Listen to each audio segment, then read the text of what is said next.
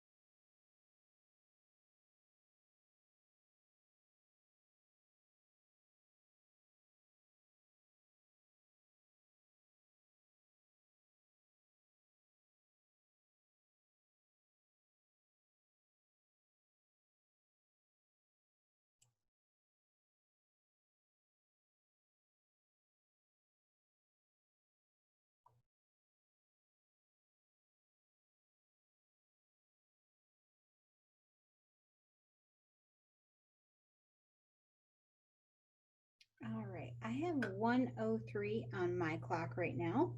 So I'm going to go ahead and get started. I'm going to unhide myself. Hi, everybody.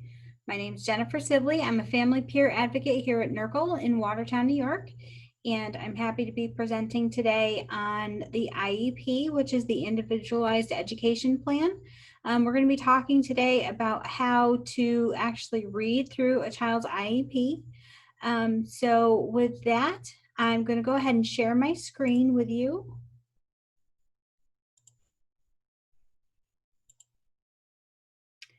So hopefully you can all see my screen at this point, and let's go ahead and turn that into a PowerPoint. All right. So this is the IEP Scavenger Hunt, how to read and understand your child's IEP. So before we get started, like I said, my name is Jennifer Sibley. I'm the Parent Training and Information Coordinator. I'm also a family peer advocate, meaning that I'm a parent advocate that works with families of children with disabilities here in Jefferson County, as well as the northern 10 counties in New York State. So just a couple housekeeping things before we get too far in. If you haven't already done so, please make sure that you go down to the chat box and type in your name, where you're from, and whether you are a parent of a child with a disability or a professional. If you haven't already done so, please mute your microphone. I believe most of you, when you joined, your microphone was already muted, but if you haven't already done so, please do that just to cut back on background noise. If you do have any questions along the way, we are encouraging you to use the chat box function. I have a coworker, Stephanie Harris, who's graciously volunteered to read through the chat box for me. So if there are questions along the way, we will be stopping just to double check and see what those questions are, and we'll answer them for you. However, if there is something specific related to your child or with a family that you are working with, you can always feel free to call me as a follow-up afterwards. I will be sharing my contact information so that you can get a hold of me, and maybe we can talk a little bit more one-on-one. All right, so let's go ahead and get started. Now, before we talk about the specifics of an IEP, we really need to talk a little bit more about the background of where IEPs come from. So IEPs, or Individualized Education Plans, really came from the Individuals with Disabilities Education Act, or IDEA. IDEA is a federal law which guarantees children with disabilities the right to a free and appropriate public education in the least restrictive environment, same as their non-disabled peers. So if you're looking for some light reading, you can go to the Central Federal Register, or the CFR, Part 300 and 301, which is actually the federal law that talks about special education rights for students with disabilities. So that is, again, under the U.S. Department of Education, which is also what happens to house the grant that I'm providing this webinar under today. So thank them for that particular service. So now, states can always expand on federal regulations, but they can never take away from. So if you want to do some further reading, you can always go to the New York State Education Department's website and look at parts 200 and 201 of the regulations of the Commissioner on Education. So New York State is one of the few states that actually doesn't do a lot when it comes to the regulations. They tend to stay pretty similar to what the federal regulations state. But if you look at the New York State Education Department's regulations, you'll see that under 200.4 is where they really start to talk about the outline for what is supposed to be included in an IEP for a student. This actually outlined not only the process for developing an IEP, but what components should be included and how often an IEP needs to be updated, and who's a part of developing the IEP. So like we said, the IEP is the Individualized Education Plan, and that IEP is really the cornerstone of an education for a student with a disability. This plan really holds 3 key parts to it. So the purpose of the IEP is to establish annual measurable goals for a student with a disability. It also spells out what kinds of services and supports, special education, and related services will be provided to that student at public expense through the public school system. So in more common terms, it basically spells out what does this child need from the public school in order to be successful and to receive an appropriate public education. When the school sets up these individualized education plans, they really need to take into account not only what the child is able to do, but how much are they going to be able to participate with their non-disabled peers in the general education curriculum. So for some students, that looks like a regular day in a regular education classroom with supports peppered in throughout their day. For other students, that participation is very minimal because of the nature of their disability. So I'll give you an example. My 17-year-old son, Wyatt, is on the autism spectrum. His disability impacts him quite a bit. So he is actually in 12-1-3 classroom, which means that he gets lots and lots of adult support throughout his day. When he first started his school career, he didn't have a lot of interaction with the general education population because he got overwhelmed very easily. He had a very hard time being with his same age peers because he had a hard time filtering out loud noises, flickering lights from the fluorescent lighting. Being with a lot of people at one particular time was really overwhelming for him. So when it came to things like lunch or assemblies or being in the regular gym, it was just too much for him. So his exposure to the general education curriculum was very minimal at first. But over time, they gradually exposed him to those things and tried to work up his tolerance and work up his ability to be able to participate with his non-disabled peers. To the point that now that he's in high school, he's able to enjoy activities with his non-disabled peers. He can spend his entire lunch period in the cafeteria with his peers. He goes through the lunch line, he gets his lunch, He sits down, he enjoys a social hour with his peers where he can talk to his friends, he can eat his lunch with everyone else. He goes to assemblies, he goes on field trips without mom there having to hold on to him and help provide supervision because he gets overwhelmed so easily. So he's really come a long way, and we've had to work with him quite a bit on helping him be able to access a general education curriculum. So that's why it's an individualized plan, because it looks very different for every student.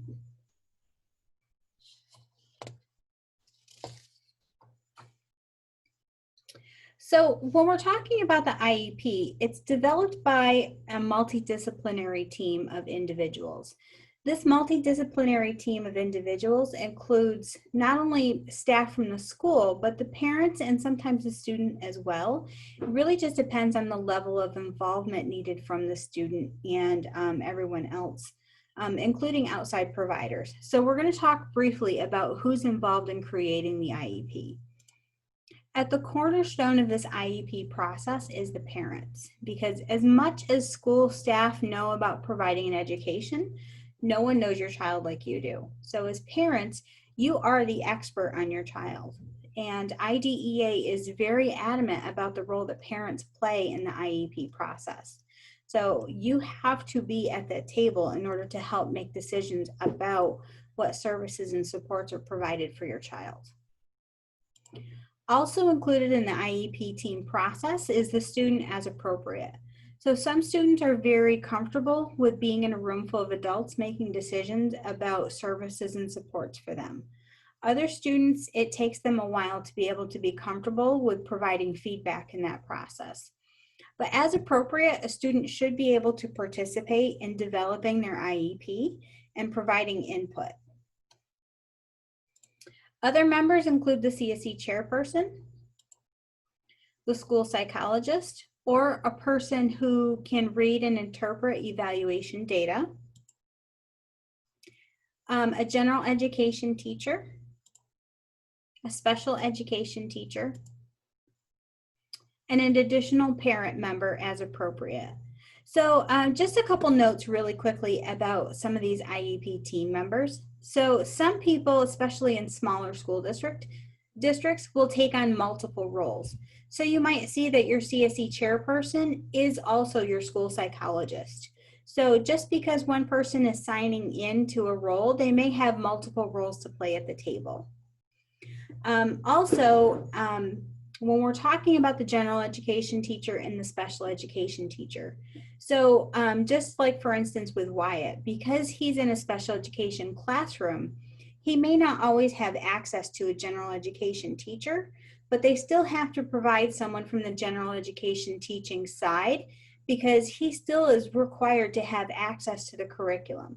So for him, that looks like a 15-1 teacher, because he does push out for part of his day into the 15-1 classroom, which is a smaller ratio of, it's actually a larger ratio. So there's more students with less adults, which is considered a less restrictive environment for him. So it's more of a general education setting. So that teacher actually pushes in for his IEP meetings and provides information about some more general education supports that are appropriate for him. For other students, a general education teacher might be the physical education teacher or the music or the art teacher who pushes in for those IEP team meetings. On the reverse side, if your child is mainly in the general education classroom and they don't access a lot of special education supports, they still need to have a special education teacher present for that CSE meeting, because that special education teacher might be able to provide some input on some accommodations and modifications that would be helpful for that student in the classroom setting.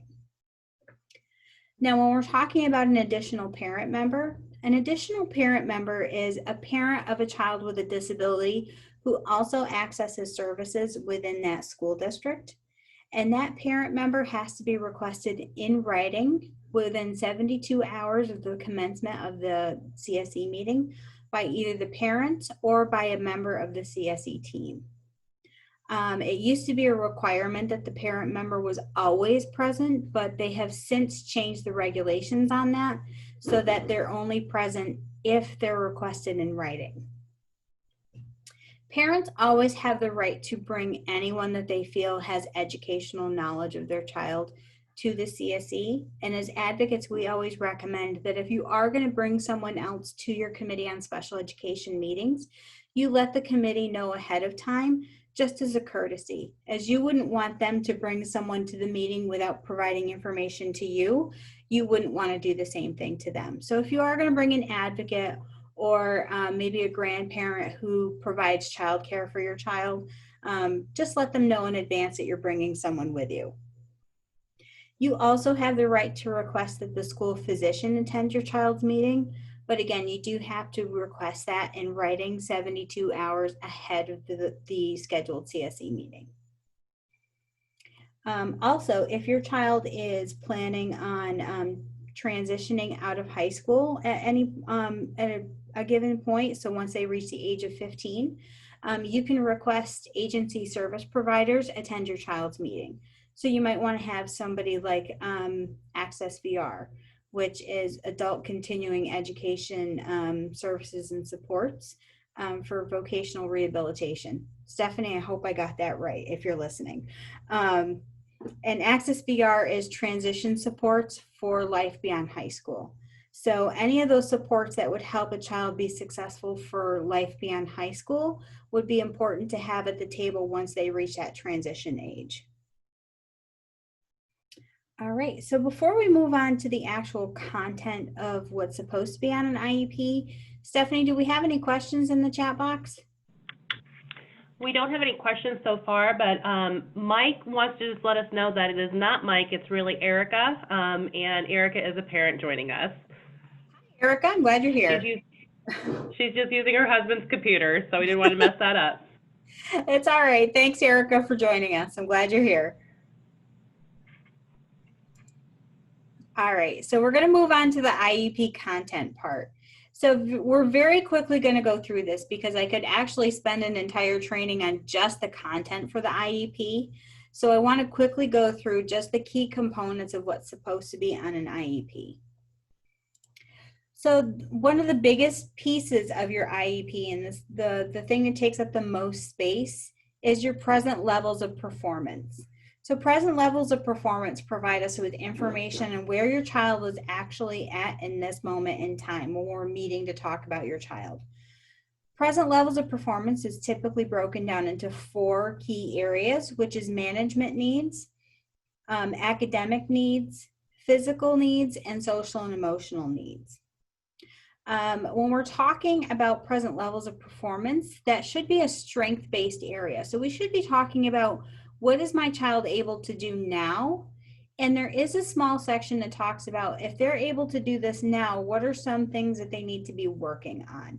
We'll talk about this a little bit further when we get to that section in the scavenger hunt. Also included on your child's IEP should be a section about annual goals. And not only do we want to talk about annual goals, but they should include how to measure your child's progress towards achieving those goals and how often that progress is going to be reported to you. It's not enough to have a goal listed on there, but those goals also need to be what we call SMART goals. SMART is an acronym and it stands for specific, measurable, attainable, relevant, and time-based. So when we're talking about SMART goals, we want to look for those 5 key components for a goal and make sure that those goals make sense when we're talking about an annual goal for a child. Also, part of the IEP, we should be talking about special education and related services, including supplementary aids and services. So these are things like, do they need one-to-one aid support? Do they need speech therapy? Do they need a specialized classroom setting? That should be a key component of your child's IEP. If they do have aid support listed, it's not enough to just say that they need aid support. They should be listing what kind of aid support. Is it environmental? Is it one-to-one? Is it 2-to-1?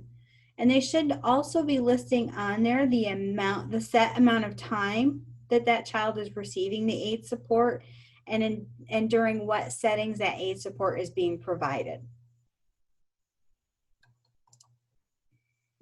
There should also be on there a chart stating what kind of program modifications and what sorts of testing and classroom accommodations are being provided. We will talk about this in more detail a little bit further on in the presentation.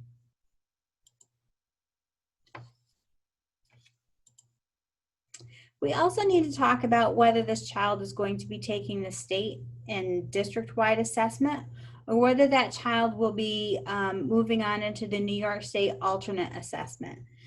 This conversation typically happens the year that the child is getting ready to enter into third grade, because by then we should have enough data to tell us whether that child will successfully be able to complete the statewide assessments for New York State.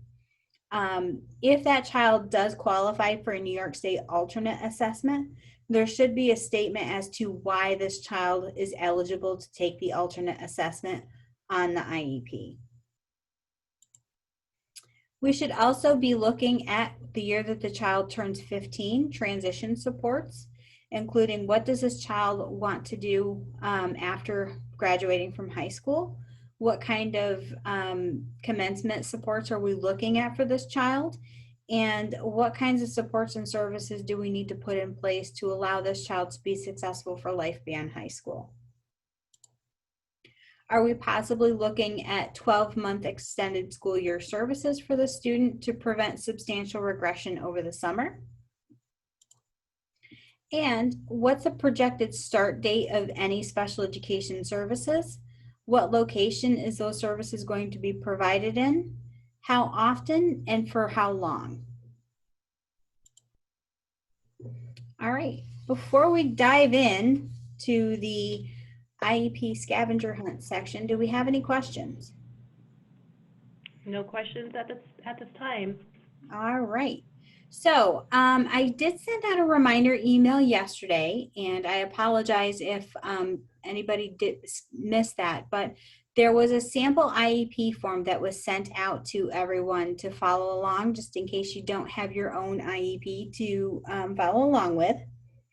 So at this point, I'm going to ask you to either grab that sample IEP, or if you have your child's own IEP, you can feel free to follow along with that.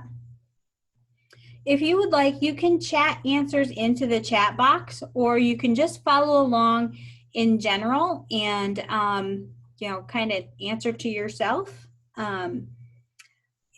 We ask that you don't share any specific information. We definitely don't want to violate anyone's privacy at this time, because this is still a public forum. So keep that in mind as we're going through this scavenger hunt. But if you do have any questions, again, feel free to put those into the chat box. But now we're going to put on our detective hats and grab our magnifying glasses, and it's time to be detectives. So this is the Whodunit question. So I want you to take a look at the cover page on your child's IEP and tell me at least 3 people who attended your child's last IEP meeting. And this could be just the titles. You don't have to say, if you don't want to, any specifics. Definitely don't give me like Mrs. Smith was the one who attended the last meeting. But maybe like, I definitely see my child's school psychologist was there, or the child's speech therapist was there. I know if I was to look at Wyatt's IEP, I would see that his speech therapist had attended, his special education teacher was there, and also his adaptive physical education teacher had attended.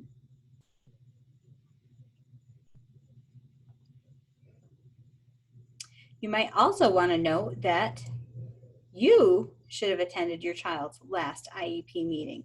So definitely take a look and make sure that your name is on there. And again, I would remind you that you are a key member of that IEP team. So if your name is not on that list of people who attended, you definitely want to get a hold of your school district and ask them to immediately schedule another CSE meeting so that you can fully participate in the process.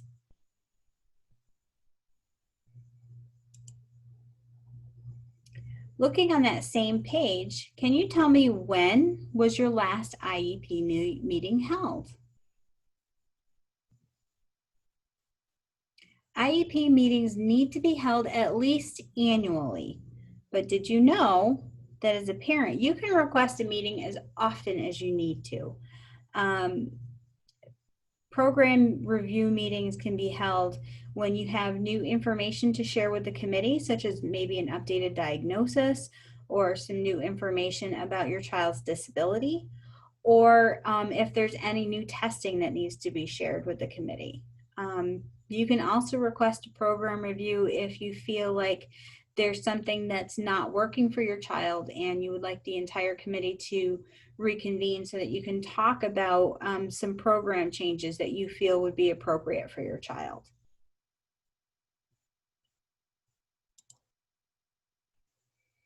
Now, if you'll notice that long section that I was talking about where they're talking about the management needs, the academic needs, the physical needs, and the social and emotional needs. This section does need to be strength-based. And so what I want you to do is read through this section and start looking for areas of strengths for your child. When we can find areas of strengths for our children, we can start looking at areas that we can build on for our kids. So as an example, when I read through Wyatt's IEP under the academic areas, one thing that's noted is that he is so good at decoding. When he's reading, he's very good at sounding out the sounds that letters make, even with letter blends, which is a difficult skill for a lot of kids on the autism spectrum to be able to do, is to put two letter sounds together and have them make sense. But for Wyatt, decoding is a strength of his. He's able to do that very well. And so what they're doing with him is knowing that he can decode very well, they're using that to help build his fluency, and they're using that to help build his comprehension skills, because those are two areas of need for him. So they've noted on his present levels of performance section that while decoding is a strength, they're using that to help Wyatt build his comprehension and his fluency.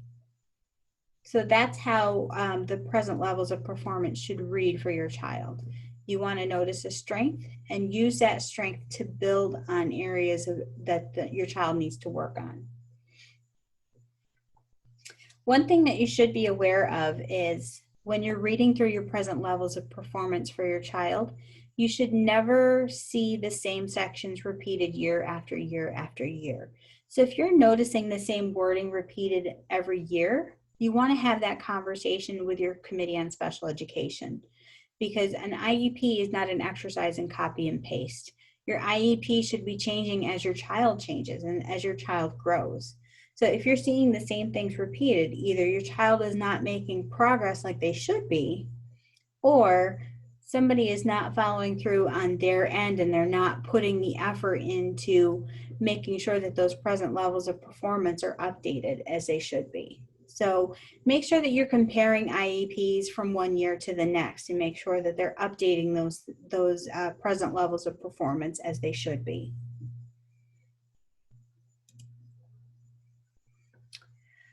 How many goals does your child have? Goals can be a very tricky area to look at, because when we're talking about the present levels of performance, we're also talking about areas of need. And anything that's identified as a need on our child's IEP should be addressed under this goals section. Now, ideally, when we have an area of need that's identified as a goal, we want to have those goals not be so many that it's impossible for us to achieve those goals. So we want to have no more than 3 to 4 goals under one area.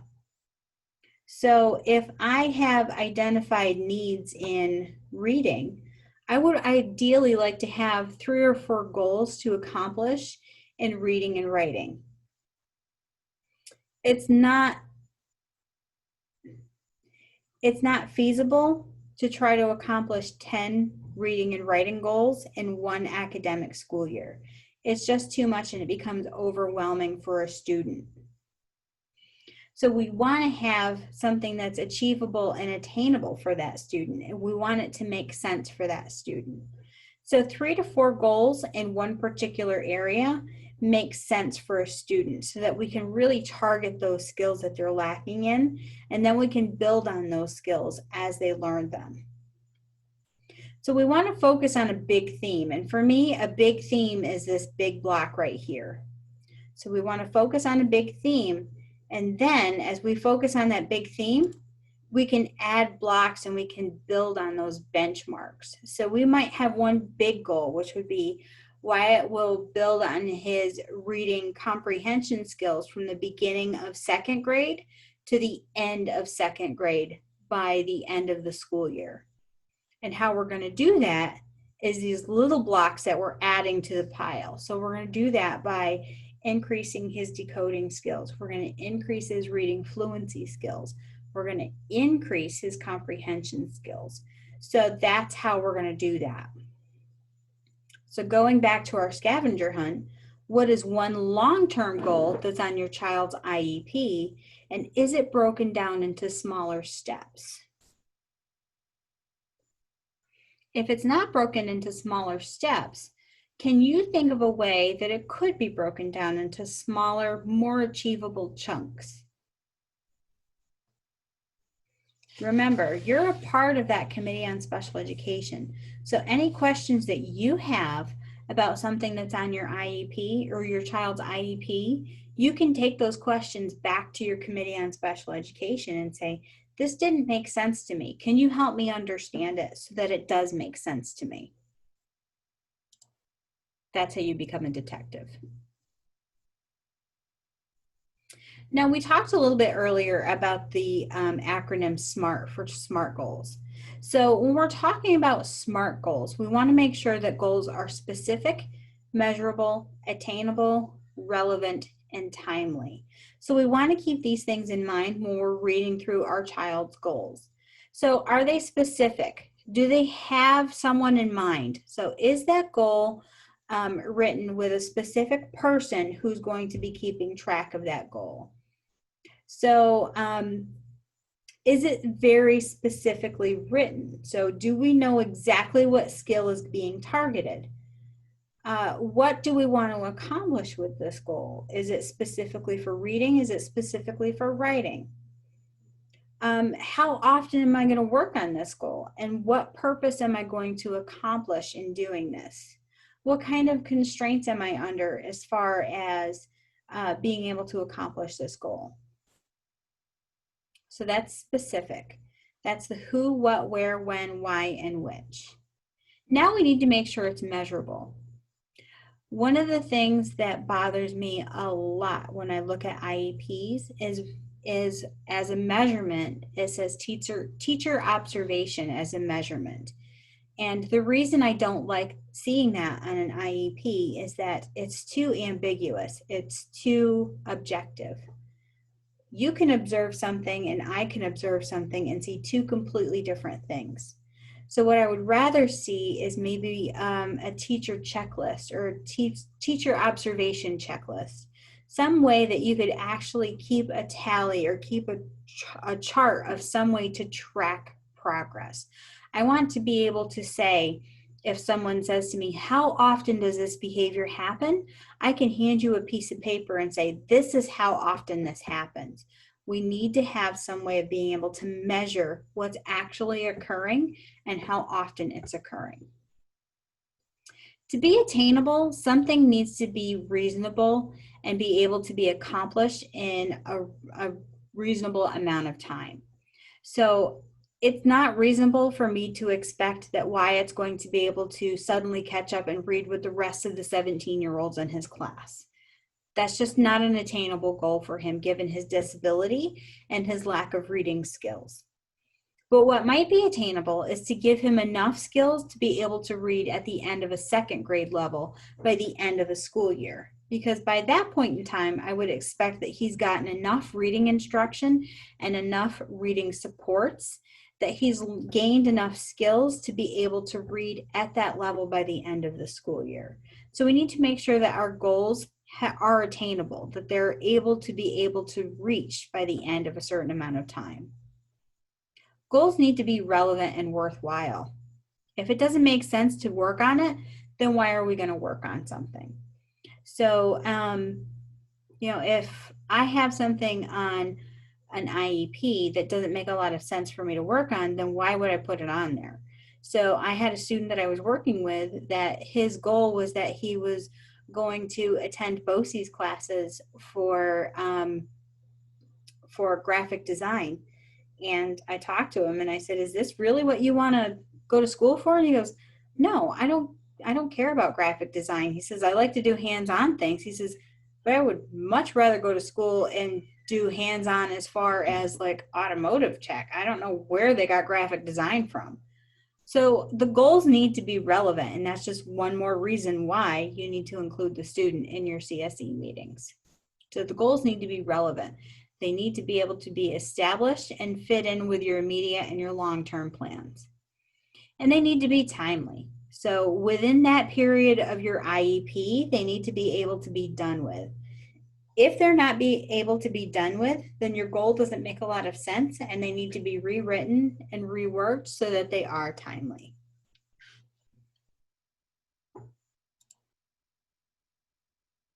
Are there any questions about SMART goals?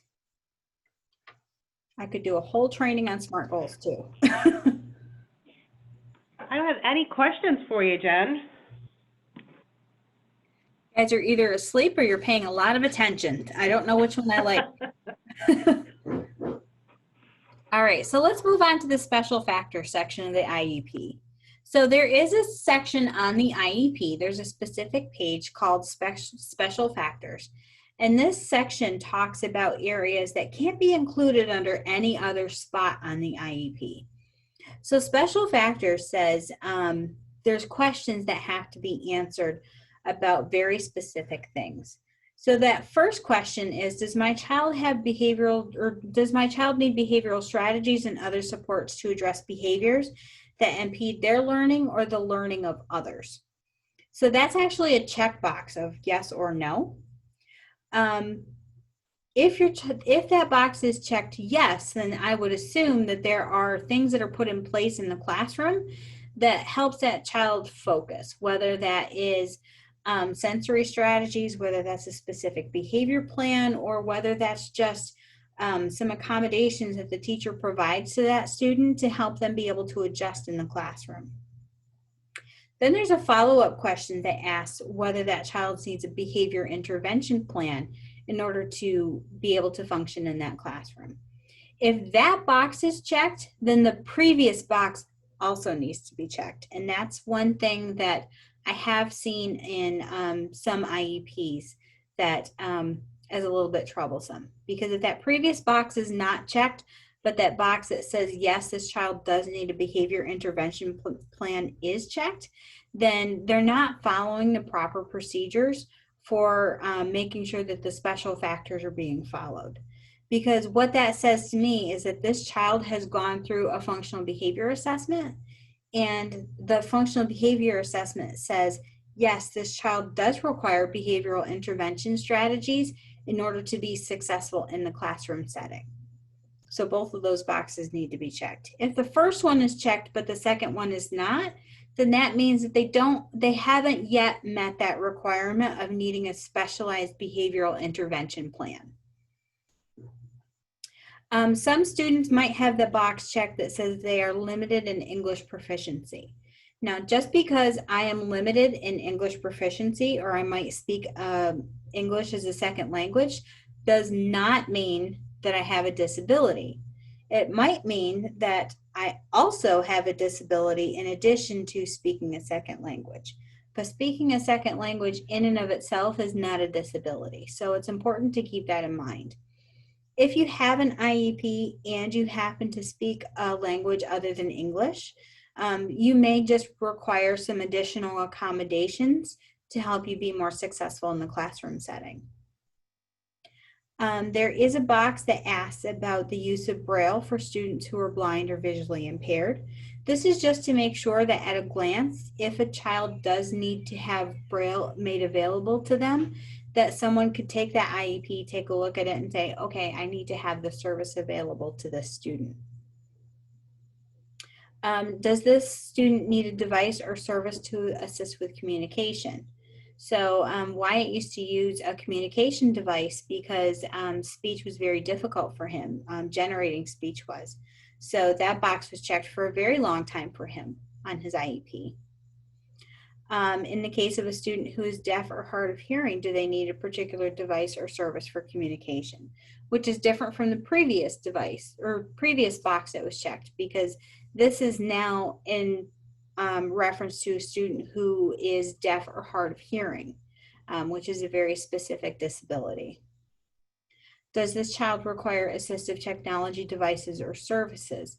There's a box for that that needs to be checked if that child utilizes that service. And again, this is more of an at a glance. If someone picks up this IEP, they can see I need to flip to that section on the IEP to see what kinds of assistive technology devices are being utilized for the student. If this device is being recommended for use, or if the student does have assistive technology, is this device being recommended for use in the student's home? This is a very important box to pay attention to, because what I have seen often is schools are very leery about sending home high-tech devices with students with disabilities, because the device could break. And so the school is liable to have to pay for that device if the student damages that device. But the reality is, if that child needs that device in order to complete homework assignments, to be able to effectively communicate with their parents about what's been going on at school, or vice versa, if the parent needs that device in order to help the school be able to understand what's going on at home and how that could affect the child's life in school, then that device does need to travel back and forth between school and home. So that box should be checked, and that device does need to travel back and forth. So those are all conversations that need to happen between home and school. Again, another reason why parents are such a vital part of this IEP process. So this is a two-part section. So this is the program summary page on our Iep Scavenger Hunt. So under this program summary page, it talks about what kind of special education classes might the student have. So under Wyatt's IEP, under special classes, he would actually be placed in a 1213 classroom, which is a self-contained special education classroom run through the BOCES program in his home school district. We're lucky on that. Or if he's in multiple settings per day, it would actually list the different multiple settings he's in. So for the majority of his day, he's in his 1213 classroom. But every other day, he leaves the 1213 classroom and goes to a 15-1 classroom for his life skills program. So if your child leaves any particular classroom, they need to list not only the classroom, but the amount of time that they are in that alternative setting, and how much time are they accessing the general education curriculum. That's a key component of that. And then part two of that program summary is the related services. So are they receiving any related services? Do they get speech therapy? Do they get physical therapy? If they are, how often does that happen? Are they getting it 2 times a week or 2 times in a cycle? Are they getting it every day of the week? For how long do they get that? Is it for 30 minutes? Is it for an hour? Here's the important part. Is this service being provided individually or in a group setting? And is it being provided in class, which means it's in the least restrictive setting, same as our non-disabled peers, they're not being pulled out for a service? Or is it being provided in a therapy room, meaning that they're pulled out from their peers and they're being provided this service in a more restrictive setting away from their same age peers?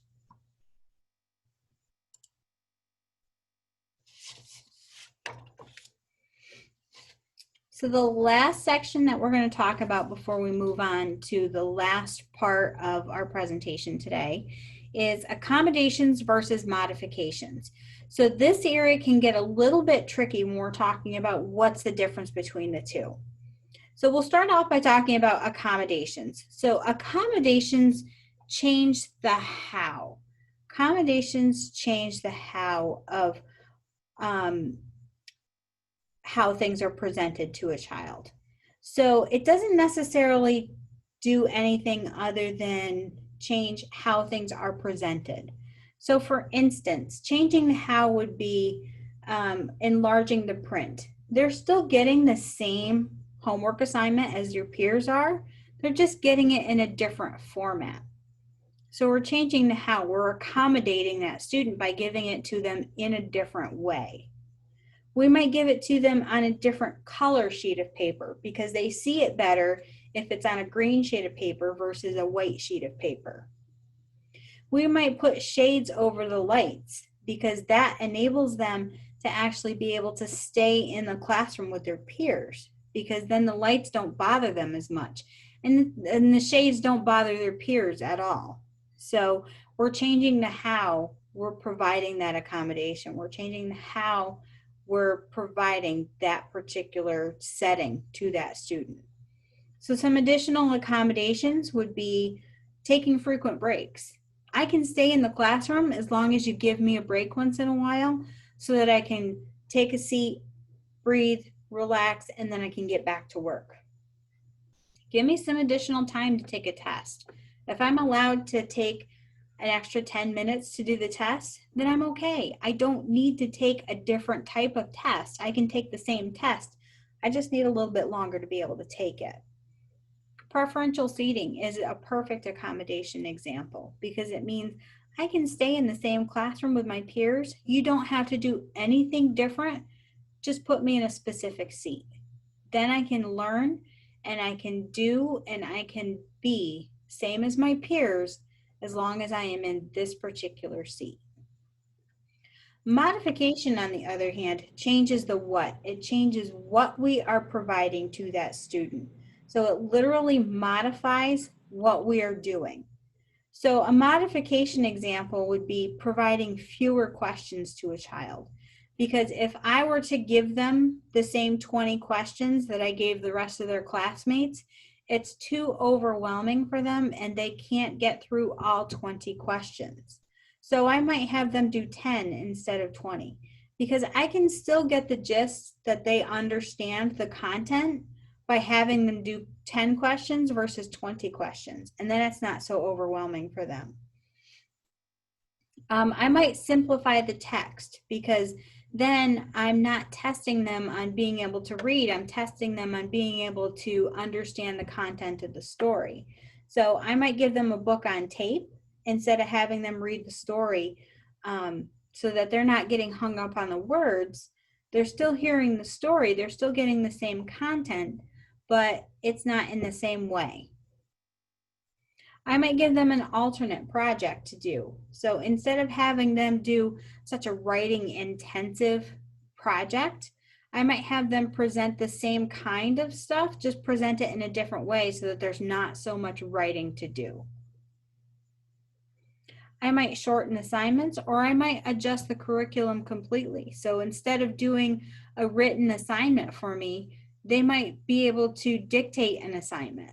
So they might be able to give me their assignment as an oral presentation where they record it and then give me a tape instead of giving me a written assignment. So those would be examples of modifications. So with that in mind, take a look at your IEP and can you tell me 2 accommodations and modifications that are on your IEP? And also, at every CSE meeting, we should be having conversations about any accommodations or modifications that don't work. And the reason being is that as our children grow and they learn and they're better able to cope, we should be looking at things that they don't need as accommodations anymore. If they're able to now, complete 15 questions instead of doing 10 questions, then let's go ahead and let them do the 15 questions. We don't need to provide that same modification anymore. Let's push them, let's challenge them to do things that we know that they're capable of doing. So we should be looking at accommodations and modifications at every CSE meeting to make sure that they're still appropriate and taking out the ones that they don't need. It's also important to keep in mind that if an accommodation and a modification is on an IEP, a district is legally obligated to provide those, whether the child wants to utilize those or not. They have to provide them to a student. So if your child says, I don't want to take my test in another location, they still have to provide a test in another location, whether your child wants to utilize that support or not. So it's important to keep those things in mind. If your child doesn't want to be removed from the classroom to take their test in an alternate location, have those conversations with your school. Tell them, you know what, he feels really uncomfortable having to leave the class now because he's older and he feels a little bit like maybe everybody's looking at him a little bit weird for having to leave the classroom. So now we need to have that conversation. Is it appropriate, or can he take his test in the back of the classroom instead of leaving completely? Questions? Actually, we do. Can you comment on related services during COVID? Oh, okay.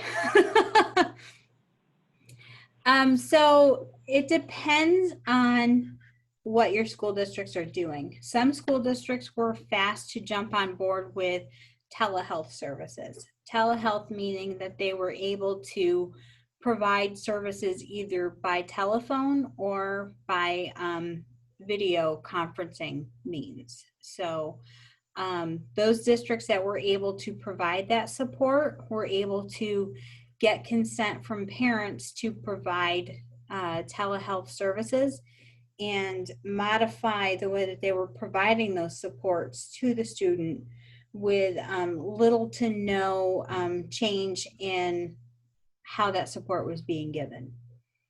Other schools have had a lot of difficulty in being able to adapt to how they were providing that support. So what I would say is that if you have a concern about the related services that your child has or has not been receiving since March because of the COVID-19 shutdown, I would document your concerns. So either send emails to the school, document the number of services that your child has or has not been receiving. I would document whether you've seen any kind of regression in your child as far as skills that they had before the school shutdown and skills that they are now not able to perform. And I have a feeling that a lot of school districts are going to be having to have conversations with parents in the fall about providing what's called compensatory services. And compensatory services are services to make up for a lack of services being provided over an extended period of time, whether that was due to a lack of service providers, or in this case, because school wasn't in session for an extended period of time because of the pandemic. So I'm not sure if that answered your question or not, but you can always feel free to call our office and talk to an advocate if you have something specific in mind about a particular service. I think they're satisfied. I think this one was coming from, it looks like a Miss Kathy, and she said, thank you, Jen. Okay, good. All right, any other questions before we move on? Not at this time. Okay, awesome. So now we're going to move on to some true and false statements. So these are statements about IEPs. And I want you to think about it and tell me whether you feel like these statements are true or false. You don't have to chat them in. Just think about them for a second and then we'll talk about them. So is it true or false that it's okay to look at someone else's IEP? Well, of course, with permission, that's actually true. And we encourage parents to actually get together with other parents of kids with disabilities and take a look at each other's IEPs, because for one, you look by learning and viewing. So one of the best things that you can do is compare and contrast what's on your child's IEP to what's on someone else's IEP. So we actually had parents before who would look at an IEP and go, that's the exact same wording that's on my IEP. There's something not right here. And so what we found was that they were copy and pasting particular statements from one IEP to another IEP, which is a huge no-no. Another thing is you might catch something from someone else's IEP and say, oh, I didn't know that the schools were allowed to do that. And so you might go back to your school and say, you know, I was reading a friend's IEP and I saw this statement on there and it really, you know, made me think about a particular service. And I was wondering if that was something that would be available to my child because I think it might be helpful for them. So it's always a great idea to take a look at someone else's IEP, of course, with their permission. It's not like you're going to walk into your school district and say, hey, I'd like to learn a little bit more about IEPs. Can you show me a couple? That's not going to happen. But you can always ask to look at a friend's IEP or look at some other IEPs from some folks that you know. Look at different agencies that you're working with as well. At NERCL, we oftentimes will have IEP clinics, or we'll have Ask the Advocate sessions. So we'll have different workshops about IEPs and 504 plans. And so if you have questions about particular things about an IEP, you can go to those different workshops and you learn different things that maybe you can bring up during your child's next CSE meeting. So those are always great ways to learn about what can I include in my next IEP. So is it true or false that you should keep your IEP in a safe place? Of course, that's true. Maybe you don't want to keep it in this kind of safe, but you definitely want to keep it in a safe place. We work with parents all the time as advocates on the best place to keep track of your child's educational records. Some parents keep file folders. Others will keep them in file cabinets. What works good for me, and I brought a sample out, was I have a binder with my son's information in it. I put his picture in the front. It's broken down on the inside into tabbed sections so I can find his information quickly. Although depending on how long your child has been in school and how much information you have, you know, their file might get to a certain size and then you have to invest in a storage shed. It really just depends on the size of your child's file. So the next question is, it's all right to set higher goals than you can achieve in a year. And from talking about SMART goals, we know that that's false. We don't want to set goals that are too high to be achievable, because that's going to lead to frustration and to a lot of anger. So what we want to do is make sure that those goals are realistic. We don't want to set goals that are going to be so hard to achieve that they're not going to be attainable. It only sets up our kids with disabilities to experience that sense of failure. So make sure that your goals are achievable, make sure that they're attainable, and make sure that they make a lot of sense for your child with a disability.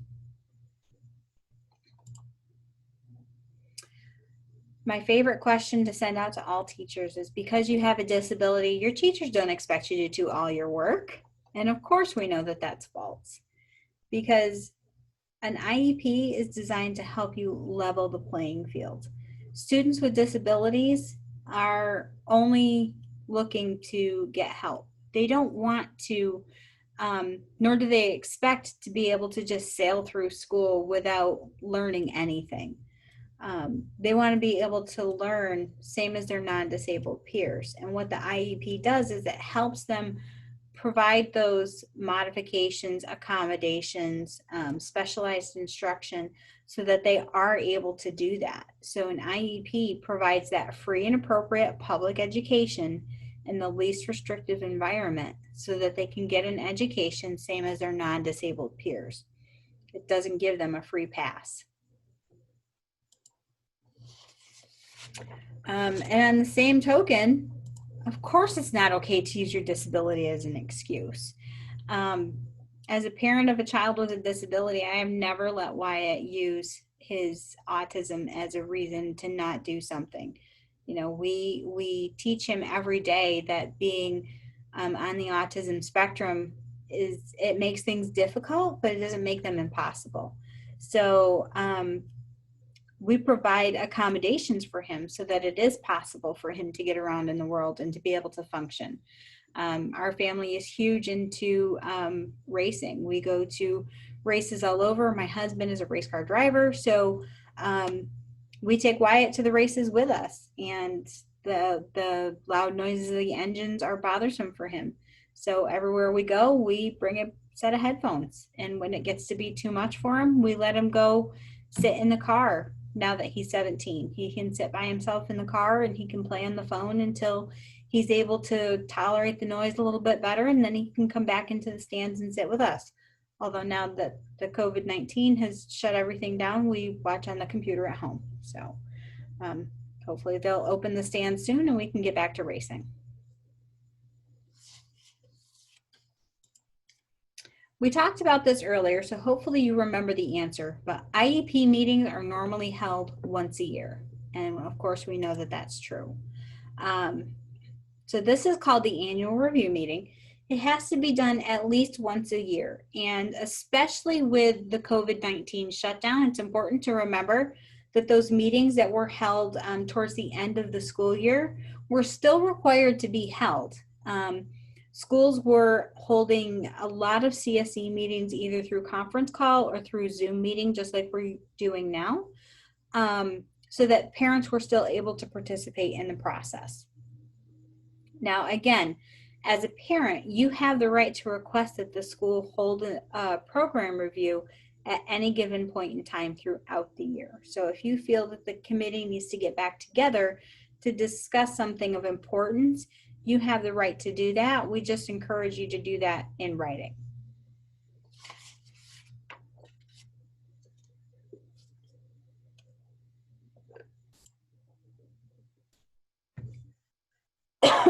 Excuse me.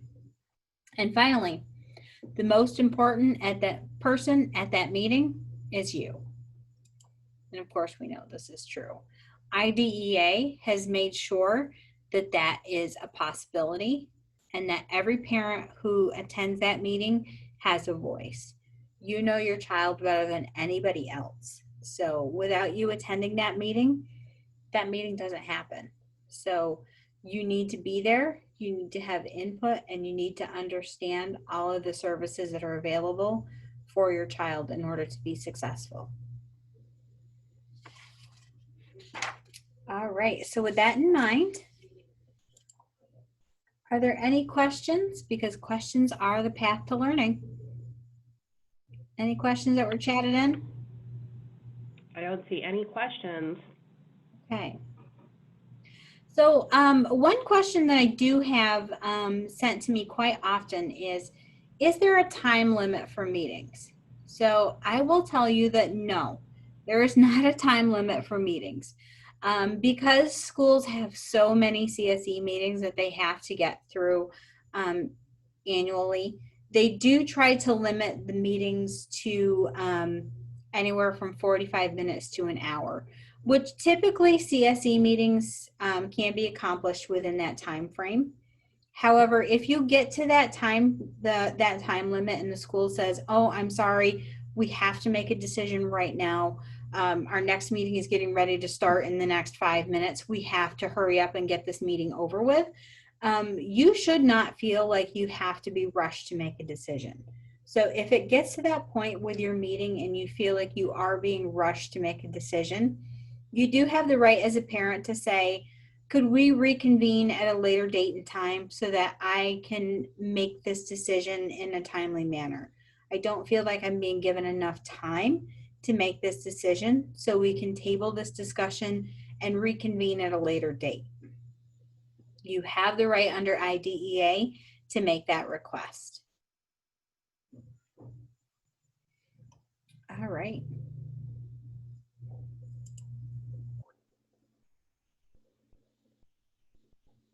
right, so with that in mind and with no other questions that I see has come in. All right, so Stephanie said that there will be a certificate of attendance emailed to everyone who has attended.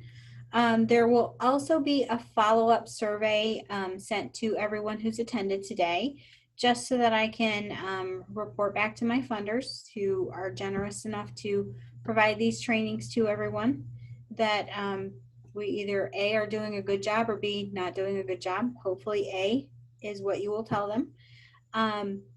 So that now I can get some feedback from you about how today's webinar went. If you have any questions, you can feel free to send those questions to me. This is me. So I can be reached at the phone number and the email there. I will also send you this information in the follow-up email. And again, if you have any other questions, please, please, please contact me at any point in time. I want to thank you all for taking some time out of your busy schedules today to attend today's webinar. And I hope you all have a great day and a happy 4th of July. Thank you so much for coming, and have a great day.